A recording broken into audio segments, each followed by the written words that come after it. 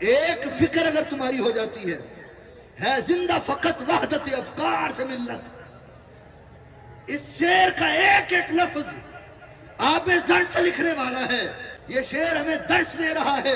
علامہ کی یہ بات ہمیں دل کی تختی پر لکھنی چاہیے. علامہ فرماتے ہیں زندہ فقط وحدت افکار سے ملت. ایک فکر جب تک تمہاری نہیں ہوتی تمہاری ملت قائم نہیں ہو سکتی. جس ملت کو مصطفیٰ جان رحمت نے قائم کیا ہے، حضور جان رحمت صلی اللہ علیہ وآلہ وسلم کی ذات اقدس نے جو پلیٹ فارم قائم کیا ہے اس میں ذرا غور کریں.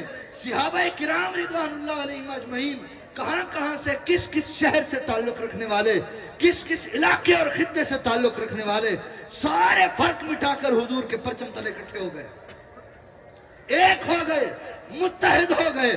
جب انہوں نے متحد ہونے کا مظاہرہ کیا تو اللہ تعالیٰ نے مکہ بھی ان کے کنٹرول میں دے دیا، مدینہ بھی ان کے کنٹرول میں دے دیا، اور دنیا کی بادشاہتیں بھی ان کے قدموں کے نیچے تھیں.